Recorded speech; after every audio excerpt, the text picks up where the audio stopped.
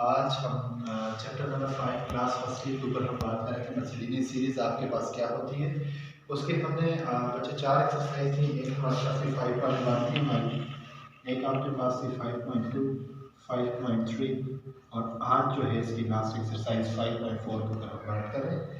Exercise 5.1 के अंदर हमने लिखा था n टर्म्स का जो सोल्यूशन क्या होता था, n स्क्वायर टर्म का क्या होता था n क्यूब। मतलब नेचुरल नंबर की सीरीज होती थी, n का n स्क्वायर का n क्यूब को किस तरह से सॉल्व करते थे हमने इसमें देखा। ठीक है, इसके अंदर हमारे पास जो थी अर्थमेटिक ज्योमेट्रिक सीरीज आती थी, जिसमें अर्थमेटिक और ज्योमेट्रिक दोनों इन्वॉल्व होते थे, जिसमें हम एस एन और आर एस एन फाइंड करते थे और इस तरह से उनको सब्ट्रैक्ट करके जो भी करते थे वो था।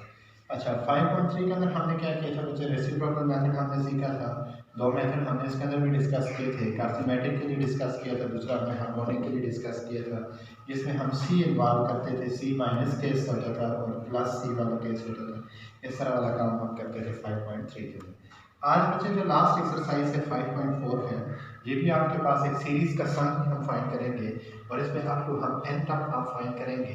और जिस मेथड के साथ हम इसको आज करने जा रहे हैं वो मेथड है summation of series by partial fraction. मतलब आपने जो सीरीज होगी उसका सम आपने करना होगा किसको यूज करते हुए, पार्शियल फ्रैक्शन को इस्तेमाल करें। थोड़ा सा हम ये देखेंगे बच्चे कि सबसे पहले थोड़ा सा पार्शियल फ्रैक्शन हमारे पास होता है क्या है। पार्शियल फ्रैक्शन मेरा इलाजा से यूट्यूब चैनल के ऊपर जो है एक लेक्चर पड़ा हुआ है पार्शियल फ्रैक्शन के चारों केसेस और उसके जो कंपैरिजन है वो मैंने डिस्कस किए हुए। इन केस अगर किसी बच्चे को पार्शियल फ्रैक्शन के अंदर इशू होता है तो वो आप लेक्चर पार्शियल फ्रैक्शन का आप वो देख लीजिएगा। ठीक है, पार्शियल फ्रैक्शन क्लास 10 के अंदर था। तो एक्चुअली पार्शियल फ्रैक्शन में हम क्या करते हैं जी, हमारे पास जो कोई आपके पास क्वेश्चन होता है जिसका आप देखिए, मैं यहाँ पर आपको थोड़ा सा मैं बता देता हूँ कि अगर क्वेश्चन हमारे पास 1 divided bye x into x plus 1 है, इसका जब आप ब्रेकअप करते हैं, इसका एलसीएम जब आप ब्रेक करते हैं तो ये आपके पास 1 डिवाइडेड बाय 1 x प्लस आपके पास क्या आता है, ये 1 आता है। ठीक है, माइनस यहाँ पर ये आता है। ठीक है, इस प्रोसेस में जब आप इनको क्या करते हैं, ऐड या सब्ट्रैक्ट करते हैं तो आप यहाँ पर पहुँचते हैं बच्चे, जब इसको आप सेपरेट अप करते हैं तो आप यहाँ पर पहुँचते हैं। ठीक है, ये काम जब इधर आप आते हैं तो इसको एडिशन या एलसीएम लेकर आप यहाँ पर आते हैं, जब इसको आप ब्रेकअप करते हैं, इसकी सेपरेट अप करते हैं, इसके पार्ट्स में डिवाइड करते हैं तो फिर इसे क्या कहते हैं, पार्शियल फ्रैक्शन। एक्चुअल में ये एडिशन या सब्ट्रैक्शन ये आपको सिंगल फैक्टर देती है और जब सिंगल फैक्टर को आप पार्ट्स में डिवाइड करते हैं तो आपके पास ये फैक्टर, इसके पार्शियल फैक्टर आते हैं। पार्शियल का मतलब होता है आधा।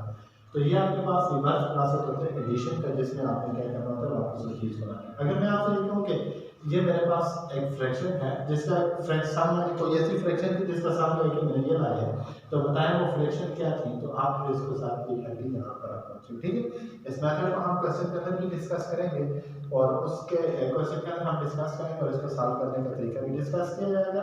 अब इस मेथड के अंदर होता क्या बच्चे, सबसे पहली चीज मेथड को हमने देखने के लिए इसका मेथड का एक मसला है और वो मसला ये है कि आपके पास जो भी एक्सप्रेशन होगी वो एक्सप्रेशन आपके पास रैशनल होना जरूरी है। अगर एक्सप्रेशन आपकी जो भी गिवन होगी, मतलब जो आप इसकी सीरीज की जो आप nth टर्म फाइंड करेंगे, अगर वो nth टर्म आपके पास रैशनल होगी तो आप उसके ऊपर ये मेथड क्या करेंगे, अप्लाई करेंगे। ठीक है, अब यहाँ पर दोबारा इसको मैं रीड आउट कर देता हूँ। Method of partial fraction gradually helps in obtaining the summation of a series, summation of a series। बड़े स्पीड में सीरीज बच्चे पहले से दोबारा बता देता हूँ, जिसमें सीक्वेंस की टर्म प्लस हो जाती है उसे क्या कहते हैं, सीरीज कहते हैं। ठीक है, whose terms are in rational algebraic expression, मतलब आपके पास जो rational algebraic expression की फॉर्म में होगी, rational algebraic fraction होगी। रैशनल अलजेब्रिक फ्रैक्शन भी मेरा लेक्चर है, लेकिन फिर भी मैं बता देता हूँ आपको। रैशनल का मतलब ये होता है जिसमें नोमिनेटर और डिनोमिनेटर दोनों आपका पॉलिनोमियल आ जाता है, तो उसको आप क्या कहते हैं, रैशनल अलजेब्रिक एक्सप्रेशन कहते हैं। ठीक है, which can be expressed as a difference of two or more fractions in such a way that an addition of the fraction and a successive term cancel out। बच्चे ये आपके पास इसका ये मतलब है, कह रहा है कि आपकी जो जब इसका आप सॉल्व करेंगे पार्शियल फ्रैक्शन के पार्ट्स आप बनाएंगे, उसमें हर पिछली टर्म अगली टर्म के साथ क्या हो जाती है, कैंसिल आउट हो जाती है। किस तरह से कैंसिल आउट हो जाती है, जिस तरह 5.2 के अंदर हमने लिखा था SN RSN और 2 को जब हम लिखते थे तो माइनस करते थे, तो यहाँ पर माइनस के बजाय वो टोटल टर्म कैंसिल हो जाएगी। ये आपको कब कैसे पता चलेगा कैंसिल आउट होगी, जब हम उस क्वेश्चन को क्या करेंगे, सॉल्व आउट करेंगे। ठीक है, चलते हैं हम सबसे पहले इस क्वेश्चन का हम स्टेप्स में लिख देता हूँ कि इसके अंदर हमें करना क्या होगा और फिर इस क्वेश्चन के ऊपर वो अप्लाई करेंगे। ठीक है, इसके अंदर जो हमारा सबसे पहला स्टेप है, आपने nth टर्म इसकी फाइंड करनी होगी, जो भी सीक्वेंस दी होगी साथ क्या करना होगा, उसके एन टर्म फाइंड करनी है। ठीक है, मोस्ट ऑफ द टाइम हमारे पास अर्थमेटिक यूज होगी, तो अर्थमेटिक का जो एन टर्म का फार्मूला होता है n is equal to a1 plus n minus 1 into a1 आपके पास फर्स्ट टर्म है बच्चे, n आपके पास नंबर ऑफ टर्म है और d डिफरेंस होता है। डिफरेंस आप कैसे फाइंड करते हैं, a2 माइनस a1 जो है आपके पास d होगा। जरूरी नहीं है a2 कोई भी टर्म आप ले सकते हैं, कंसेक्यूटिव दो टर्म में उनका जो डिफरेंस होगा वो आपके पास डिफरेंस के नाम है। उसके बाद आपका पार्शियल फ्रैक्शन करना है, क्लास टेंथ वाला जो था वो सारा आपने पार्शियल फ्रैक्शन करना है, उसके ऊपर दोनों तरफ आपने सम अप्लाई करना है, सम अप्लाई करने के बाद उसको एक्सपेंड करना है, कुछ टर्म उसकी एंड तक एक्सपेंड करेंगे आप, कुछ टर्म एक्सपेंड करेंगे तो आपको एक पैटर्न मिल जाएगा, दरमियान वाली जो चीज़ें थी वो सक्सेस सिस्टम जो कैंसिल आउट हो जाएंगी, जो आखिर में जो कुछ बच जाएगा उसको आपने क्या करना होगा, सिंपलीफाई करना होगा। चलो हम इस क्वेश्चन की तरफ आते हैं। क्वेश्चन है हमारे पास बच्चे sum of the series 1 divided by 1 dot 2 1 divided by 2 dot 3 plus 1 divided by 3 dot 4 up to n तक। सबसे पहले मैं ये नीचे वाला ऊपर देखें सारा 1 है, इसका तो कोई मसला नहीं है, मैं नीचे वाले सीक्वेंस को लिखूंगा और इसकी मैं n तक क्या करूंगा, फाइंड करूंगा। एक sequence 1 dot 2 plus 2 dot 3 plus 3 dot 4 plus up to n। ठीक है, सबसे पहले देखेंगे दो सीक्वेंस आपस में मल्टीप्लाई हो रही है, सीरीज का जो सम है ये दो टर्म, फर्स्ट सीक्वेंस की ये a1 एक सीक्वेंस का है, ये दूसरी सीक्वेंस का a1 है, जैसे a1 प्राइम के लिए। ठीक है, इसी तरह दूसरी तीसरी चौथी जा रही है। सबसे पहले हम एक को मैं नाम कर रहा हूं 1 2 3 ये वाली। ठीक है, 1 2 और 3 अब 2 इसको मैंने क्या कर दिया है।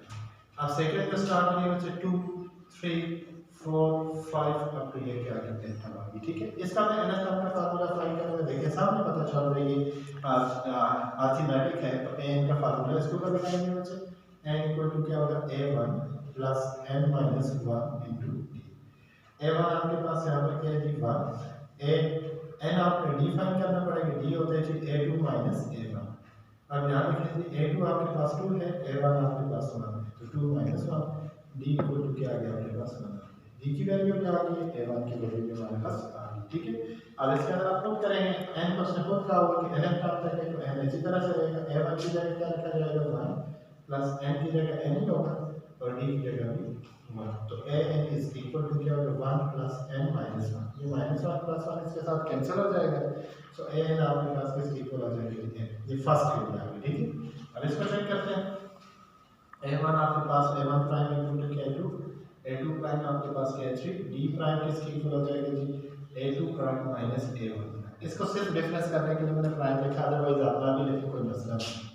d1 prime is equal to a2 क्या है 3 माइनस 2, तो ये किसके इक्वल आ गया आपके पास 1। ठीक है, फार्मूला आपके पास क्या था a equal to a1 plus n minus 1 into d। इसका भी यही था, इसको थोड़ा डिफरेंस करने के लिए प्राइम लिखते हैं। ठीक है, so an prime is equal to a1 आपके पास क्या बचे 2 प्लस n माइनस 1 और d प्राइम आपके पास क्या है 1, so an prime is equal to 2 plus n minus 1, so an prime is equal to 2 में से 1 निकाला 1, सो n प्लस 1। तो ये हमारे पास आ गई थी एक टर्म ये आ गई और दूसरी हमारे पास ये आ गई। ठीक है, इसकी nth टर्म तो मैं nth टर्म ले लूंगा और इसके ऊपर फिर मैं क्या करूंगा, समेशन अप्लाई करूंगा। ठीक है, अच्छा तो जो इसकी nth टर्म आई जिसका नाम हम क्या रखेंगे जी tn इज इक्वल टू ऊपर 1 है, मैंने भी 1 लिखा, फर्स्ट का n आ रहा था, सेकंड का क्या रखें n प्लस 1। ठीक है, अब मैंने इसको पार्शियल फ्रैक्शन के अंदर डिसॉल्व करना है, तो देखिए जी मैं इसको पार्शियल फ्रैक्शन के अंदर लूंगा 1 divided by n into n plus 1। ठीक है, सबसे पहले मैं चेक करना है ये प्रॉपर है कि नहीं। ठीक है, प्रॉपर के लिए क्या चेक करना है, ऊपर वाली पावर बड़ी होनी छोटी होनी चाहिए, नीचे वाली पावर क्या होनी चाहिए बड़ी होनी चाहिए। देखिए नीचे n टू n क्या होता है आपके पास n स्क्वायर, ऊपर n नहीं है तो इसका मतलब n की पावर क्या है 0, तो ये प्रॉपर है तो मैं इसको कन्वर्ट कर सकता हूं। पावर 2 है, कांस्टेंट हमारे पास दो आएंगे, पहला कांस्टेंट होगा a, दूसरा कांस्टेंट आपके पास क्या होगा b। a के नीचे क्या रखेंगे जी n, b के नीचे ये वाला सेकंड फैक्टर क्या आपके पास n प्लस। ठीक है, यहाँ तक क्लियर है। आगे हमें क्या करना होगा बच्चे, अभी इस a और इस b की वैल्यू को क्या करना होगा, फाइंड आउट करना है। दो तरीके, एक तो एलसीएम लें और कैंसिल आउट कर लें, दूसरा ये कि इसको इधर ला के क्या करते हैं दोनों के साथ मल्टीप्लाई करते हैं। तो मैं इसको इधर ला रहा हूं, यहाँ पर 1 बच जाएगा, a के साथ क्या होगा n into n plus 1, b के साथ क्या होगा जी n इंटू n प्लस 1। इसके नीचे क्या था n और इसके नीचे क्या था n प्लस 1 था। ठीक है, n प्लस 1 के साथ कैंसिल हो गया, n के साथ कैंसिल हो गया, 1 इक्वल टू क्या आ गया आपके पास a इंटू n प्लस 1 और साथ में क्या आ गया b। ठीक है। अभी मुझे a की वैल्यू चाहिए होगी और दूसरा किसकी चाहिए होगी, b की। जीरो ऑफ पॉलीनॉमियल यूज करेंगे। मैं सबसे पहले इसको जीरो करना चाहता हूं ताकि मुझे b की वैल्यू मिल जाएगी, जब ये जीरो होगा तो a की वैल्यू मिल जाएगी। ठीक है। So n + 1 is equal to 0, n is equal to ये प्लस है, इस तरफ आके क्या हो जाएगा -1 होगा। ठीक है। इस इक्वेशन का नाम रख देता हूं मैं इक्वेशन 1। इसके अंदर ये वैल्यू मैं सब्स्टिट्यूट करूंगा n की जगह। 1 is equal to a -1 + 1 plus b, साथ में क्या आ गया -1। जहां पर n था उसकी जगह मैंने ये वैल्यू पुट कर दी। ठीक है।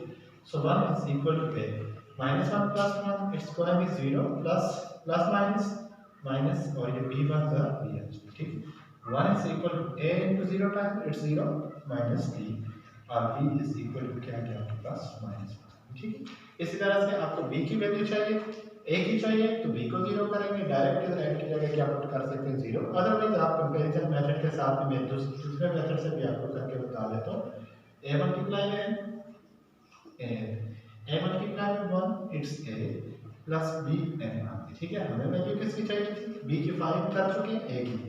a वाली टर्म में कोई और टर्म है इधर, a वाली नहीं है, और इस तरफ a कांस्टेंट है, इसके साथ n नहीं है, तो इधर भी आपने वो चूज करना होगा जिसके साथ n ना हो। तो यहाँ पर कांस्टेंट 1 है, इधर कांस्टेंट क्या है, तो a की वैल्यू क्या आ गया आपके पास 1 है। ठीक है। अब जस्ट हमने a की वैल्यू को इधर सब्स्टिट्यूट करना है। a की जगह मैं डायरेक्ट इधर लिख लेता हूं बच्चे, यहाँ से a की जगह मैं क्या लिख लूंगा 1, और b की जगह मैं क्या लिखूंगा -1। ठीक है। अच्छा, तो ये मैंने इसको पार्शियल फ्रैक्शन के अंदर कन्वर्ट करके मैंने ये लिख दिया। अब मैं इसको ऐसे लिख सकता हूँ कि n is equal to 1/-1 divided by n plus 1। अब मैंने इसका सम फाइंड करना था up to n term. So taking solution on both side, I started from 1, n started from 1 to I। ठीक है। अच्छा, k लिखें, I लिखें, वो आपकी मर्जी। यहाँ पर मैं लिख रहा हूँ k स्टार्ट हो रही है 1 से और कहाँ तक जा रही है n। इधर भी मैंने ये लिखा है k स्टार्ट फ्रॉम 1 से n तक। इसके ऊपर भी मैं लिख रहा हूँ k स्टार्ट फ्रॉम 1 से n तक। ठीक है। अब अगला स्टेप हमारा था इसको एक्सपेंशन करना है इसकी, तो ये चीज़ इसी तरह चलती रहेगी, k स्टार्ट फ्रॉम 1 से n तक ऐसी चलती रहेगी आपके पास Tn। अब मैं इसके अंदर सबसे पहले 1 पुट करता हूँ, 1 डिवाइडेड बाय 1, यहाँ पर भी 1 पुट किया जाएगा, 1 डिवाइडेड बाय 1 प्लस 1। एक प्लस अगला आपके पास करेंगे कि दूसरी टर्म इसकी क्या होगी, 1 divided by 2 minus 1 divided by 2 plus 1 plus, इसी तरह से थर्ड 3 पुट करेंगे, 1/3 minus 1 divided by 3 plus 1 up to so, और लास्ट में क्या पुट करेंगे n, तो ये इसी तरह से आ जाएगा कि 1 डिवाइडेड बाय n, लास्ट जो टर्म बचेगी 1 divided by n minus 1 divided by n plus 1। ठीक है। अभी सिंपलीफाई करेंगे इसको थोड़ा सा, k स्टार्टेड फ्रॉम 1 से कहां तक जा रहा है n तक, tn is equal to 1/1 is 1 minus 1/2। ठीक है। यहां से देखें प्लस 1/2 ये वाला माइनस 1/3। ठीक है। ये 2 plus 1 3 plus 1/3 minus 1/4 plus up to 1/n minus 1 divided by n plus 1। अभी उसने कहा था कि सक्सेसर टर्म आपस में कैंसिल होंगी, तो देखें हर अगली टर्म जो है कि पिछली टर्म अगली के साथ कैंसिल आउट हो रही है, ये भी कैंसिल आउट हो रही है, ये भी किसी टर्म के साथ क्या हो जाएगी, कैंसिल आउट हो जाएगी। ठीक है। इससे पिछली कोई ना कोई होगी, तो ये k स्टार्टेड फ्रॉम 1 से n तक जो है tn इज इक्वल टू, इसका नाम क्या रखेंगे 1 minus 1 divided by n plus 1। ठीक है। अब आप इसका एलसीएम लेंगे, एलसीएम लें, यहाँ पर इसके पीछे कुछ नहीं तो क्या है 1 क्रॉस मल्टीप्लाई नीचे वालों को आपस में। ठीक। सो k स्टार्टेड फ्रॉम 1 से n तक, और ये क्या आ जाएगा आपके पास tn, तो n plus 1 multiply by 1 it's n plus 1 minus 1 multiply by 1 it's 1 divided by n plus 1 multiply by 1 it's n plus 1। Clear. अब यहाँ से ये वाली चीज़ इसके साथ क्या हो जाएगी, कैंसिल आउट हो जाएगी। So k started from 1 to n, tn is equal to n divided by n plus 1। ठीक है। आप ऐसे कर सकते हैं। जब हमने यहाँ पर k लिया था, k started from 1 to n, तो ये जो n है इसलिए डमी वेरिएबल है, इसकी जगह आप k लिख लेते तो ज़्यादा बेहतर था। n भी लिखने कोई फर्क इसलिए नहीं पड़ता, क्योंकि मैंने स्टार्ट k से किया था तो इसको क्या आना चाहिए था। आप k भी लिख सकते हैं, n भी लिख सकते हैं, आपकी मर्जी। तो ये हमारे बस इसके जो रिजल्ट आ गए। ठीक है, इस तरह के क्वेश्चन आपने इससे रिलेटेड सॉल्व आउट करते हैं। इनकेस अगर कोई मसला होता है आप कमेंट में मुझे बता सकते हैं। ठीक है, थैंक यू फॉर